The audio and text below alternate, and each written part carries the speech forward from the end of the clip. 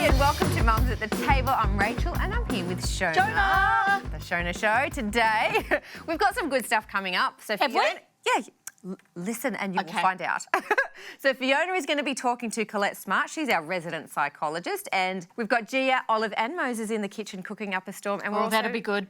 But coming up, how do we make Christmas meaningful? Because, you know, you can really get caught up in the, I've got to buy a gift, I've got to do this, I've got to do that. I've got to get the tinsel and the tree and the presents and the bows and the cards and And it loses that meaning and it just becomes something you've got to do and you rush through it and you're like, and that's what was that? That's a really good question because one of our Facebook mums wrote in and asked us that exact question. How do we make Christmas meaningful without spending too much money? And if you don't have a lot of time, how do we do it? It's an excellent question. I think anyone should be asking themselves, you know, am I making this a really good tradition? Am I making this meaningful for my kids? Not just a here, have another gift type approach. Something that I've done with my kids, because I love to create traditions, is that, you know, every day in the month of December, we do something Christmassy. And it doesn't cost, you know, one day we'll sit down and we'll write a letter to each other about why we love each other. And then another day we'll read it out. So there are lots of little different things we do to make it meaningful. One of the things we used to do with our boys is, you know how everybody, we used to live in Sydney, so everybody puts up Christmas lights. And when the boys were little, we used to just love driving around and just listening to the kids going, oh, look at the lights, look at the lights. And they were just so excited. And as an adult, the lights are still pretty cool. I mean, some neighbourhoods you can just walk, you don't even have to go driving, and it's awesome. Did you ever do the lights on your own home, though? No. Gary's scared of heights. So he ain't climbing no ladder. But another thing I've done with my kids is we actually sit down and we'll read the story of Christmas from the Bible, in all the Gospels, the 4 of them, and then we talk about how different it is in each one and what's different about it. And so we actually get back to what's meaningful to us, and that is Christ at Christmas, and, and that's where our meaning is. And another good thing, Gia on our YouTube channel has got some great gift ideas that you can make with the kids to give to the neighbours, and you can make really nice little Christmas cards and put some meaning into it. You know, put some Bible verses or something in there that you can just have some nice times with it. But it is about being very intentional about it. Otherwise it just becomes, you know, this big commercialised, very commercialised. And I guess our job as parents is to put meaning into it, and we have to set aside that time with the kids. And I know, you know, you were saying before, what can we do for mums that don't have a lot of time? But you do have to make a little bit of time, even with the little things. Itch out that little pocket of time, even if it's only 10 minutes, just to spend with them and talk to them about Christmas and the meaning of it for you. But I think the first thing is, you know, what does Christmas mean to you? And then make sure you find some little practical ways, little, cheap, to do that with your kids. And I think that meaning will continue to grow for them throughout their life. It's family. Christmas is family. Family, she says. Hey, if you're new to Mums at the Table or you're just joining us, be sure to share, like and subscribe and keep it locked right here. I'm sitting down chatting with Colette about postnatal depression, something that affects 1 in 7 women here in Australia. Yes. What is postnatal depression? It's more than just the baby blues. I've got 3 children and I know that after you have children, it's very normal between 3 and 10 days to have kind of periods of crying just because of the change in your hormones. I mean, gosh, what those hormones do to you. But You're a wreck, I'll tell you that much. You pretty much are. I don't think it ever gets better though. No, it does. But postnatal depression is different and it can be different for different women. So you can have anything from lingering sadness and tearfulness to really crippling depression. And so really your symptoms are things like crying a lot, feeling really down. You often feel crippling guilt in your parenting. Some women feel as though they might hurt their babies. Wow. So there's a lot going on. And it's because of these changes emotionally and physically and hormonally. There's all this stuff going on in your body that changes. As someone who would be suffering from postnatal, is it the close people that are around them that would notice that these symptoms are taking place? Or are you as a mother looking at yourself thinking something's not right? Where, you know, what is the situation? Look, I think it's a bit of both. So I'm actually going to share my own personal story and I'm doing this in the spirit of busting the stereotypes. There's a stereotype that, you know, doctors, GPs, psychologists shouldn't have mental illness or don't get a mental illness. And I had postnatal depression. I was really ill. I ended up in ICU for a week with my first baby. And my specialist said to me, "You're at risk for postnatal depression." And I thought, oh, nah, you know, I'll be fine. It took me, because of the stereotype, it took me 6 months to actually go and seek help.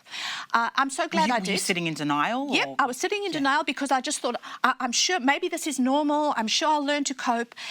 Eventually, I went and sat with my GP and just listed out all the symptoms, which I then recognised in hindsight. Yes. But it's really looking at being open and being honest and going, you know what, it's okay not to be okay. Yeah. And then accept help. Sometimes you may need medication. Yes. The best thing, if your GP suggests that, it actually helps lift the fog, and you can actually put into place some of the strategies that your counsellor might give you. And then know that for subsequent pregnancies, you are susceptible to getting you are postnatal? at risk of developing it the next ones, and I was. Yeah. And it's actually, okay. Absolutely. That's and what you know I'm what? hearing from I you. ended up being better the next times because I was prepared for it. And you would have recognised those symptoms. Yep, and then I could get help earlier. You're also then at risk of developing antenatal depression. Sometimes we only see that in hindsight, and I realised I likely had that.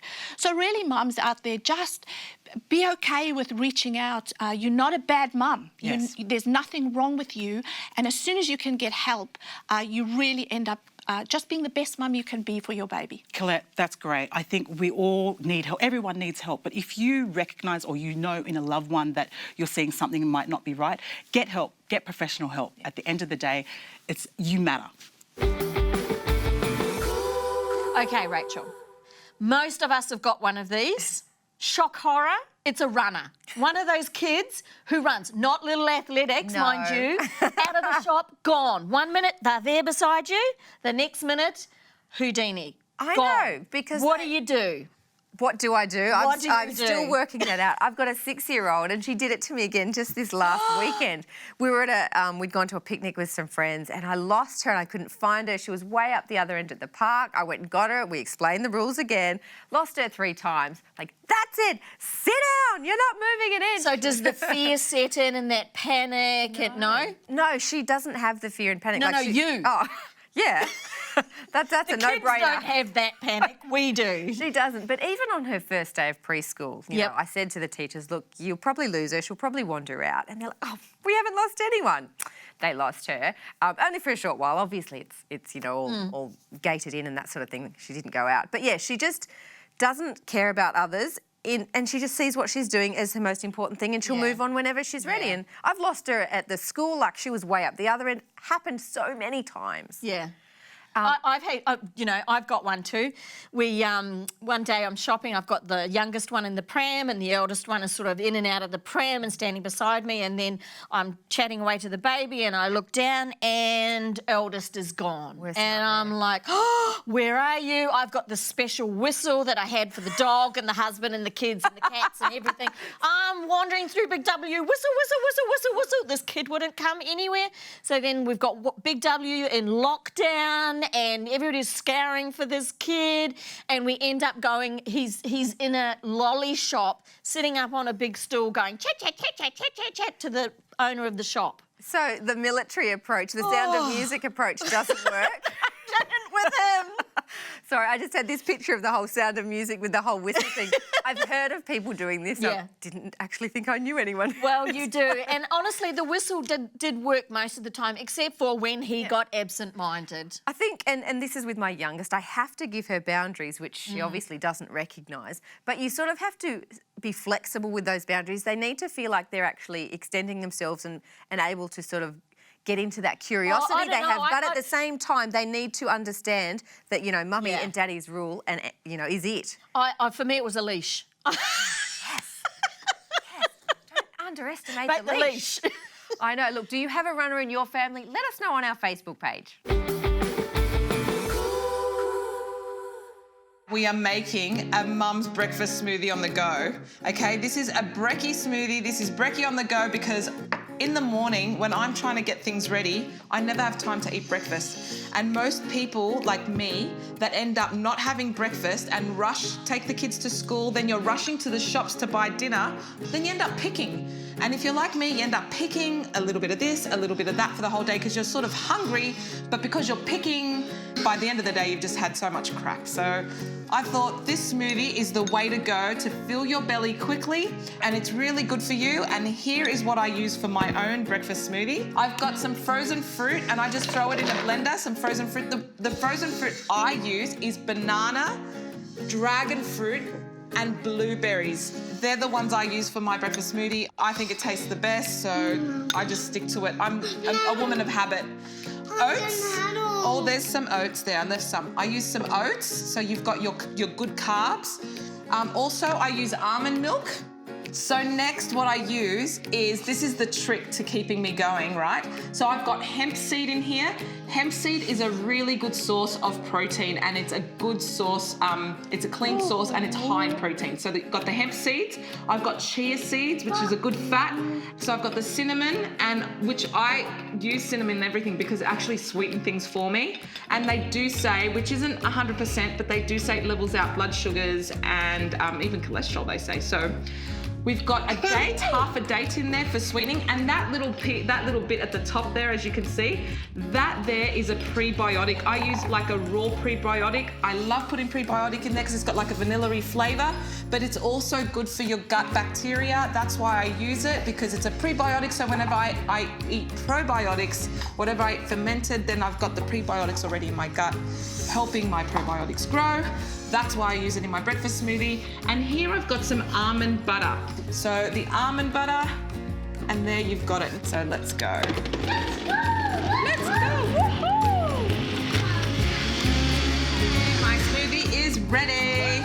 Do you guys want some? Can I pour some for me first, and then we'll pour some for you guys? I'm going to add some to my smoothie on the go jar. Look at that, nice and thick. Put some hemp seeds on top. I put my... Yeah. I actually put a lid on it with a hole and have it in the car if I have to go. So there you go, your breakfast smoothie on the go. It's delicious. Try it. Mum's tried it. It'll help you not pick all day at food. There you go. And it'll keep you going. See you next time.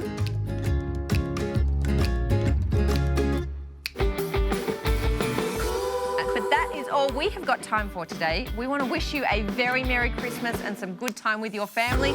We will catch you next time. Bye. Bye. Merry Christmas.